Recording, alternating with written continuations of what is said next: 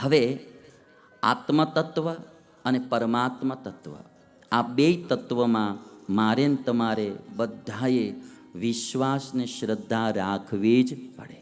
શાસ્ત્રો યા સંતો જે વાત કરે એમાં પહેલાં આપણે શ્રદ્ધા રાખવી પડે અને પછી એ માર્ગે આપણે આત્માના પરમાત્માના માર્ગે જેમ આગળ વધીએ અને આપણો અનુભવ જેમ થવા માંડે એમ એ તત્વમાં આપણને વિશ્વાસ આવવા માંડે.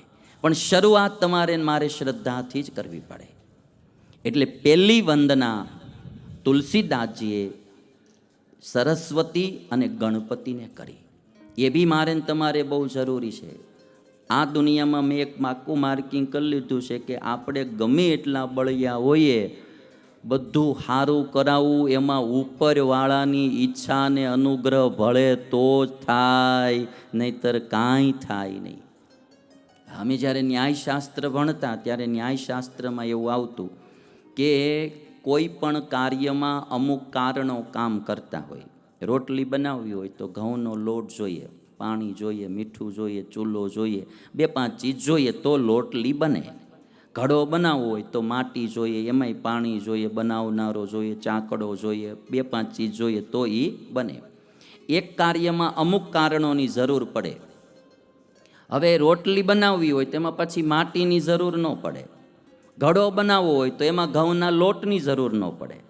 અમુક જગ્યાએ જ એની જરૂર પડે, અમુક જગ્યાએ એની જરૂર ન પડે. પણ ન્યાયશાસ્ત્રમાં નૈયાયિકો એમ કહે કે હરેક કાર્યમાં ઈશ્વરની ઈચ્છા એ બધા જ કાર્યમાં કારણ ઈશ્વરની ઈચ્છા. એ જો ન ભળે તો આપણે બધા જ કારણો ભેગા કર્યા હોય તો પણ કાર્ય નો બી થાય. હમણાં શિયાળામાં વરસાદ ખાબક્યો. લ્યો ભાઈ, શિયાળામાં અમારે સુરતમાં તો અમુક વરઘોડા બિચારા છતરીયું લઈને નીકળ્યા હતા.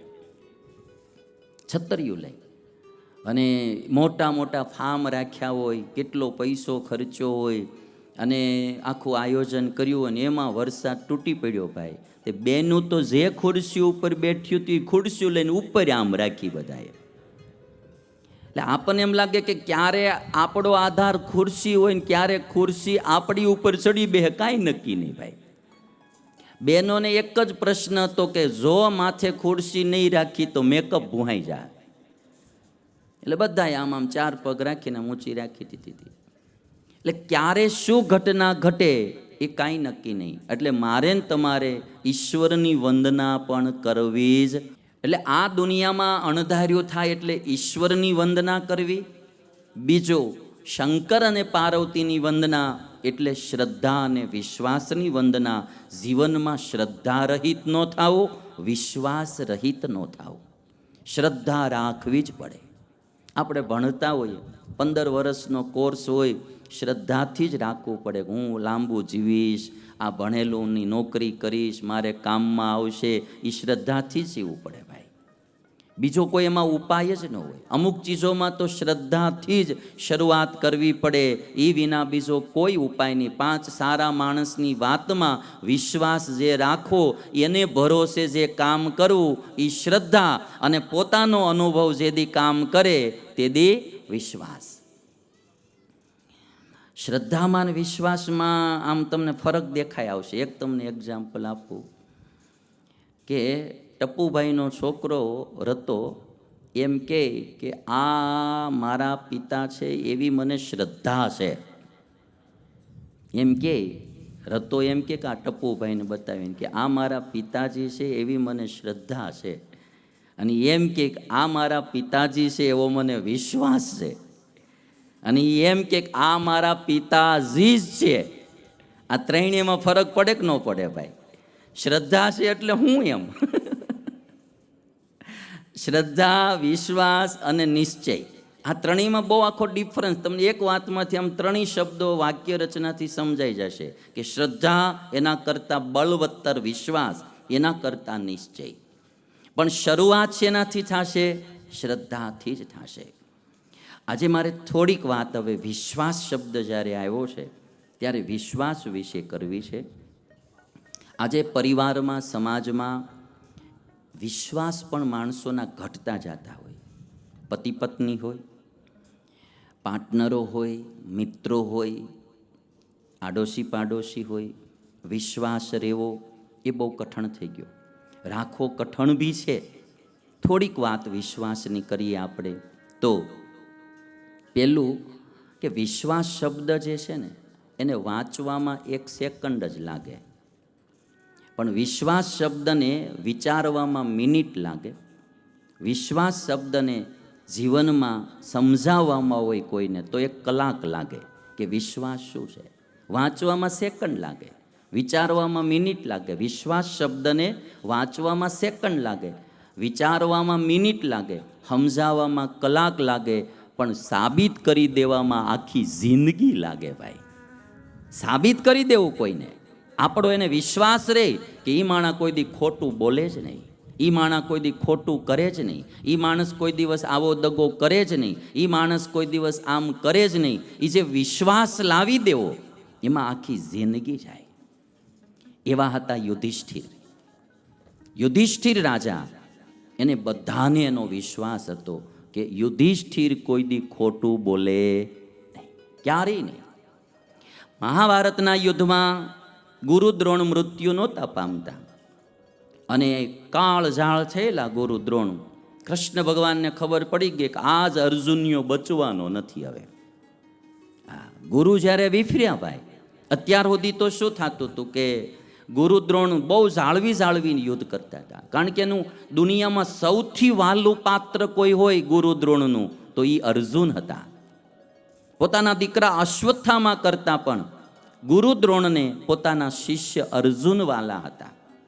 એ મારી કઈ રીતે શકે? જેને ખોળામાં બેહાડી, માથે હાથ ફેરવી, ભાવથી જ્ઞાન આપ્યું હોય અને પોતાનું સર્વસ્વ જેને સમર્પણ કર્યું હોય. ગુરુઓમાં એક ખાનદાની હતી, કોઈ સારું જ્ઞાન ગ્રહણ કરનારો મળે ને તો એને પોતાના છોકરા કરતાં પણ શિષ્યો અને વાલા લાગતા. કઈ રીતે મારવો? પણ જ્યારે દુર્યોધન બહુ મેણા મળ્યો મારવા, અને ત્યારે ગુરુ દ્રોણને એમ થયું કે હવે આજનો યુદ્ધ એ અંતિમ યુદ્ધ હશે, કાં હું નહીં ને કાં અર્જુન નહીં. ખબર પડી ગઈ કૃષ્ણ ભગવાનને આજ અર્જુન બચે કે નો બી બચે. હવે બચાવવો હોય અર્જુનને તો ગુરુ દ્રોણ હથિયાર જો હેઠું મૂકે ને તો જ અર્જુન બચે, નહીતર નો બચે. ગુરુ દ્રોણ હથિયાર કઈ રીતે નીચે મૂકે? તો કે એની એક પ્રતિજ્ઞા છે કે એને એમ ખબર પડે કે મારો દીકરો અશ્વત્થામાં મરાણો એટલે મારે હથિયાર હેઠું મૂકી દેવું. એવા સમાચાર મળે કે મારો દીકરો અશ્વત્થામાં મર્યો એટલે મારે હથિયાર હેઠું મૂકી દેવું. કૃષ્ણ ભગવાને ભીમને કીધું કે અશ્વત્થામાં મરે ને તો જ આ હેઠું હથિયાર મૂકે, આ હેઠું હથિયાર મૂકે તો જ અર્જુન બચે. ભીમ કે પણ ગુરુના દીકરાને મારવો કઈ રીતે? એક તો બ્રાહ્મણ, ગુરુપુત્ર, એને મારે મારવો કઈ રીતે? કૃષ્ણ ભગવાન કે એમ કરે, એક અશ્વત્થામા નામનો હાથી પણ છે આમાં, એ હાથીને તું મારી નાખ અને પછી ઘોષણા કરી દે કે અશ્વત્થામા મરાયો, અશ્વત્થામા મરાયો. અને ભીમને હાથી મારવો એટલે કીડી મારવી હરખું. ભીમે હાથીને મારી નાખ્યો, ઘોષણા કરી દીધી અશ્વત્થામા મરાણો, અશ્વત્થામા મરાણો. ગુરુ દ્રોણ હથિયાર તો મૂકી દીધું, પણ એને ભરોસો ન આવ્યો કે આ ભીમનો ભરોસો નહીં. કે હું યુધિષ્ઠિરને પૂછું, એ જો એમ કે અશ્વત્થામાં મરાણો તો હું આ વાત સાચી માનું. જો વિશ્વાસ સાબિત કરવામાં આખી જિંદગી ખટવી જાય ભાઈ. સામેના માણસને વિશ્વાસ આવે કે એ બોલે, શત્રુને પૂછવા જાય છો, જેની સામે લડે કે યુધિષ્ઠિર ખોટું ન બોલે. ગુરુ દ્રોણ જ્યારે ચાલ્યા યુધિષ્ઠિરને પૂછવા, કૃષ્ણ ભગવાનને ખબર પડી ગઈ ભાઈ ખોટું નહીં બોલે. અને ત્યારે કૃષ્ણ ભગવાને જઈ યુધિષ્ઠિરને કીધું કે તમારે આમાં જો અર્જુનને બચાવવો હોય તો થોડુંક તો બોલવું જ પડશે. યુધિષ્ઠિર કે પણ હું હારી જાઉં તો ભલે, પણ હું ખોટું ન બોલું. અને પછી એમાં ગુરુ દ્રોણ આવી ગયા કે અશ્વત્થામાં મરાણો એટલે યુધિષ્ઠિર એટલું બોલ્યા, નરો વા કુંજરા. મરાણો તો ખરો જ, અશ્વત્થામાં મરાણો, નરો વા કુંજરા. નર મનુષ્ય અશ્વત્થામાં મરાણો કે કુંજર એટલે હાથી, કે હાથી મરાણો એ મને ખબર નથી. આટલું અડધું અસત્ય ખાલી બોલ્યા. અને જ્યારે કોઈ માણસ આવી રીતે આમ ગોળ ગોળ વાત કરે ને ત્યારે આપણે કહેવત પડી ગઈ, નરોવા કુંજર કરીમાં જેવું હોય એવું બોલ. નરોવા કુંજર કરીમાં. પણ એ સમયે તમે જો મહાભારતમાં બી લખ્યું કે અડધું ખોટું બોલ્યા. 4 ફૂટ રથ પૃથ્વીથી ઉપર ચાલતો તો યુધિષ્ઠિરનો, એ 2 ફૂટ હેઠો આવી ગયો. હવે આપણે ખાલી કલ્પના કરીએ કે અડધું ખોટું બોલવામાં રથ 2 ફૂટ હેઠો આવી જાય તો જે આખો દીમાં 10 વાર ખોટું બોલતા હશે એના રથ હાલતા ક્યાં હશે તમે વિચાર.